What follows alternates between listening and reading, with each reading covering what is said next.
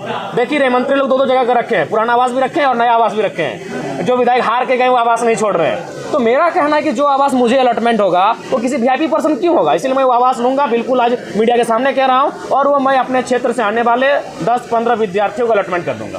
वो रहेंगे, पढ़ाई करेंगे वहाँ से।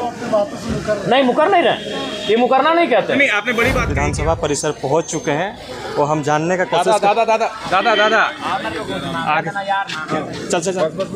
आगे चले आइए। सरकार की उदासीनता है। सरकार राज्य के लोगों की सुरक्षा, राज्य के लोगों की कार्य के लिए गंभीर नहीं है। उनकी गंभीरता ना होने के कारण ही आज इस प्रकार के मामले सामने आ रहे हैं कि अब 10वीं के बच्चों का भी पेपर लीक हो रहा है। काफ़ी बच्चों ने हमें फ़ोन किया, वो काफ़ी डिप्रेस्ड हो चुके हैं। वो बार बार यही सवाल कर रहे हैं, भैया क्या होगा हम लोग का फ्यूचर। तो सरकार कहीं ना कहीं जो आम जनता है, आम जनता के जो बच्चे हैं उनके भविष्य को लेकर गंभीर नहीं है। वो केवल और केवल जो बड़े लोग हैं उनके फैमिली को लेकर, उनकी सुख सुविधा को लेकर गंभीर है, जिस कारण आज ये 10वीं की परीक्षा में पेपर लीक होना उसी का परिणाम है। क्या कहेंगे आज से सत्र की शुरुआत है? जी आशा तो यही करेंगे कि जिन वादों के साथ सरकार बनी है और जिन मुद्दों का आज इस राज्य की जनता बेसब्री से इंतजार कर रही है समाधान होने का, राज्य की जनता जिन विषयों को चाहती है कि इनके समाधान होने से हमारा बेहतर भविष्य हो सके, हम चाहेंगे कि बजट उस अनुकूल पारित हो। मैया सम्मान राशि नहीं मिल रही है, क्या कहेंगे जयराम? देखिए मैंने शुरू में ही कहा था, हालांकि हमें आलोचना का सामना भी करना पड़ा था मैया सम्मान योजना पर जो हमने टिप्पणी किया था, लेकिन मैंने कहा था कि ये क्षणिक है, ये क्षण भर के लिए, ये एक लंबे समय तक कारगर साबित नहीं होगी और फलस्वरूप सामने होता हुआ दिख रहा है। जो रोजगार है या फिर जो सहायता राशि मिलनी थी वो उसका क्या मुद्दा उठाएंगे आप सदन? निसंदेह सदन लंबा है और कोई ऐसे मुद्दे नहीं है जो छूटेंगे। धन्यवाद। देखिए जयराम आइए और ले लीजिए।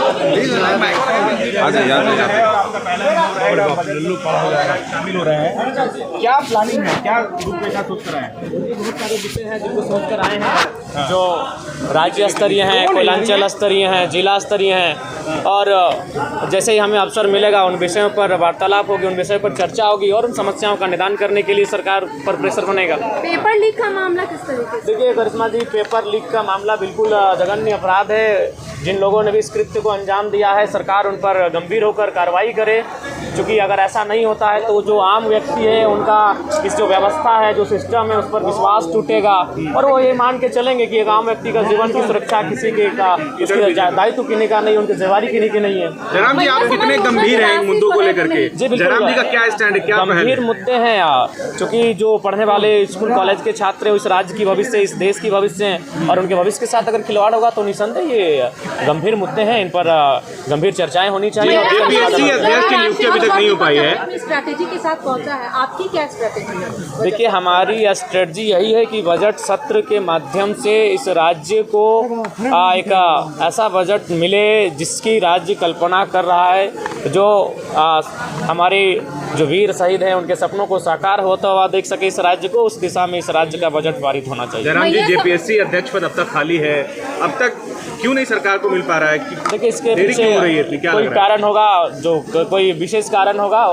आशा करते हैं कि सदन जब चलेगा तो जेपीएससी अध्यक्ष की भरपाई की मांग उठेगी सदन में। लेकिन जो युवा वो कह रहे हैं कि जयराम जी अब इन मुद्दों पर बहुत सुस्त हो गए हैं। देखिए सुस्त का सवाल नहीं, हमारा अगर धनबाद पड़ता है, आंदोलन रांची में होता है, इसीलिए देखिए आंदोलन में जब भी हुआ है तो रांची को हम लोग अपने रांची के साथियों के हवाले छोड़े कि यहाँ के आंदोलन को देखभाल करेंगे, उपस्थिति देंगे और उनको उनका सहयोग करेंगे।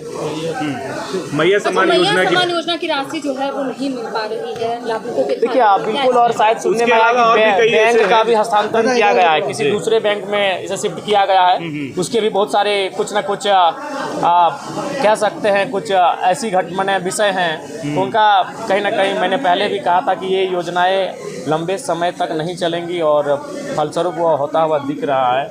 मैंने पहले भी इसका सजेशन दिया था। जयराम जी, फिर एक बार आप चर्चा में आ गए हैं। पिछला जब आप विशेष सत्र चल रहा था तो आपने मंच कहा था कि मैं टीए दिए नहीं लूंगा। मैंने ये कहा था आप एक बार बिल्कुल फिर नहीं। आप कंट्रोवर्सी में आ गए हैं। नहीं, अपने आलोचकों को क्या जवाब देंगे? आलोचकों के लिए नहीं, आप टीए डीए के लिए स्कॉर्पियो ले नहीं, हम लिए। फिर आ कह रहे हैं हम नहीं, पहले मेरी बात सुनिए। हाँ बोलिए, बिल्कुल बोलिए। उस दिन भर मैया सम्मान योजना पे चर्चा हुआ था। जी जी। उसके बाद मैंने कहा कि आप लोग 2500 रुपये का इतना महिमा मंडन कर रहे हैं और आप लोग 2 लाख की सैलरी ले रहे हैं, लाख रुपए का टीए डीए ले रहे हैं और आप 2500 रुपया दे के महिमा मंडन कर रहे हैं, तो आप एक काम कीजिए, आप भी अपना जो जीवन है उसे सरल बनाइए आम जनता की तरह। तो मैंने ये कहा था, आज भी हम रिपीट कर रहे हैं इस बात को। जिस दिन इस पर पहल होगी उस पर पहला हस्ताक्षर जरा महत्व होगा। जिस दिन ये पहल होगी कि एक विधायक की सैलरी 3rd 4th ग्रेड के जो कर्मचारी हैं उनके समान होगी, 40,000 50,000 60,000, पहला हस्ताक्षर मेरा होगा। जिस दिन ये पहल होगी उसमें पहला समर्थन ही मेरा रहेगा। अच्छा, आप खाली पैर आए हैं, मैं देख रही हूँ आप खाली पैर आए हैं। हाँ, वचन है तो वचन को निभाना पड़ेगा, वचन है। ठीक है। गाड़ी खरीदने पर सवाल हाँ, स्कॉर्पियो देखिए, मैंने फिर कहा मैं आवास भी लेने जा रहा हूँ, लेकिन मेरा तर्क जान लीजिए, मैं आवास भी लूँगा क्योंकि मैं किसी वीआईपी के भरोसे अपना सुख सुविधा क्यों छोड़ूंगा। मेरी राज्य की जनता गरीब है, लाचार है, बेबस है, यहाँ के छात्र प्रताड़ित हैं, परेशान है, तो जो सुविधा मुझे सरकार से मिलेगी मैं वो सुविधा लूँगा और उन्हें मैं रॉबिन हुड के तर्ज पर जनता को दूंगा। बिल्कुल, मैं आवास की भी सुविधा लूंगा। नहीं, हम नहीं लेते, लेकिन उस सुविधा का अगर हम आवास नहीं लेते, वो आवास कोई ना कोई सरकार का आदमी रख लेगा, कोई वीआईपी पर्सन रख लेगा। देखिए रहे मंत्री लोग 2 जगह का रखे हैं, पुराना आवास भी रखे हैं और नया आवास भी रखे हैं। जो विधायक हार के गए वो आवास नहीं छोड़ रहे हैं। तो मेरा कहना है कि जो आवास मुझे अलॉटमेंट होगा वो किसी वीआईपी पर्सन क्यों होगा, इसलिए मैं वो आवास लूंगा। बिल्कुल आज मीडिया के सामने कह रहा हूँ, और वो मैं अपने क्षेत्र से आने वाले 10-15 विद्यार्थियों को अलॉटमेंट कर दूंगा। वो रहेंगे, पढ़ाई करेंगे वहाँ से। नहीं, मुकर नहीं रहे, ये मुकरना नहीं कहते। नहीं, आपने बड़ी बात कही कि आप विद्यार्थियों को हाँ, अलॉट कर देंगे। बिल्कुल आप अमल करेंगे इस पर? बिल्कुल अमल करेंगे, मैं मुकर नहीं रहा हूँ।